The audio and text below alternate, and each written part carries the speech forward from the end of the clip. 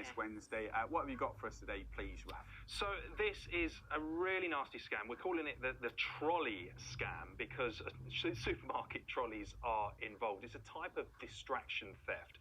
And it comes after a report that was in the news recently of a grandmother who was actually defrauded from over £1,000 from her bank that was taken. And it all stemmed from her using her bank card to make a purchase in a supermarket. She was in Tesco's buying her shopping. Fraudsters had watched her. She'd gone to her car. She put her handbag in the car. Then she went to return her trolley, and as she was doing that, they'd nipped in, taken her bank card. But of course, they observed her putting in her PIN number previously, and that is what they'd then gone to use at various ATMs to draw out a massive amount of money. This lady was well into her 80s. It's an absolutely horrible type of crime. So we really are urging everyone to be on the lookout for this and other types of distraction thefts. That would have been a matter of minutes, even seconds. Just seconds, really. It's just so quick. And often they work in teams. So one was watching her put in the PIN, one was going into the car and nipping out the bank card as she was going off. It's a horrible type of crime, but really need to be on the lookout for it. This happened in Tesco's, and I have to say they have responded. We've reached out to them, and they've said they are very sorry to hear about this incident and want to assure people that the safety of our customers and colleagues is our top priority. Our stores have CCTV in the car parks to deter thieves, and we ask customers to report any unusual behaviour to our security guards. They're sneaky though, aren't they? Yeah. They are. Yeah, really are. And it's not just supermarkets, is it? There's pickpockets around all the time. Iona, this happened to you, didn't it? Yeah, very recently. I was out in a bar quite late.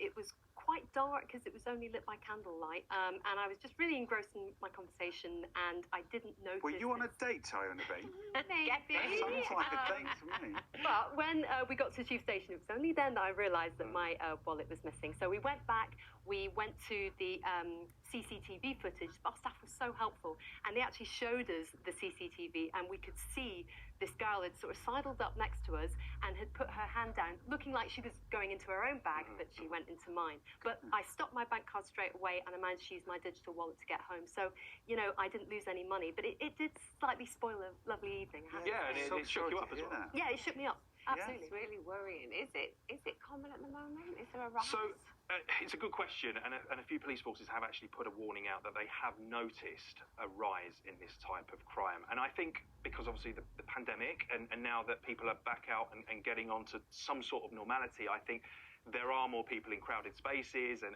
busy areas where this crime is easier for people to do. Places like busy bars where you wouldn't think someone sitting down next to you is perhaps out of the blue. It's what they would do. So it's definitely worth being on the lookout for this type of crime because sadly, as I say, it is seeming to go up and on the rise. Really sorry to hear that, Owen. It's horrible, and I'm sure it was horrible. But if it can happen to me, it can happen to anybody. Yeah, absolutely. Yeah, but because they use certain tactics, don't they? Yeah. Do you know what's going on at the moment? What are they doing? There's lots of different tactics. One of the most common is what's known as shoulder surfing. So that's similar to what happened to the grandmother in the story earlier, where they're looking over your shoulder. Now, that could be when you're putting in your PIN number in a shop, or it could be at an ATM, where they're watching you put that in. And that's, of course, crucial information they can go and use with that bank card later on to commit fraud.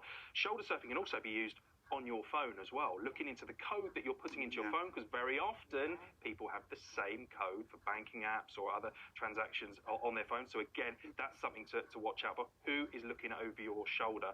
And also the bags themselves, you know, just actually going in and what we call dipping into the bag. That's very, very easy to do, as unfortunately Iona has found out herself. So it's really worth keeping things close to you so they can't do this in future. And I know you've got a handy little tip for if you're travelling on the train.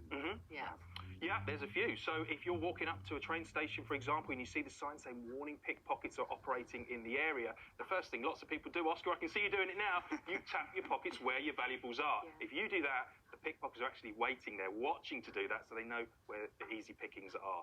So be very cautious about tapping your belongings when you see those signs. Good point, isn't it? Don't think about these things. Thanks, Rav. Yeah, we have to thank be you, vigilant, as always. Now, as more and more people are being encouraged to head back to the office, a recent survey has found 9 out of 10 workers want to continue to work from home to try and help beat the cost of living crisis. Yeah, they claim it will help save money on food and travel. Actor and presenter Adam Thomas went to find out what you all think about the idea.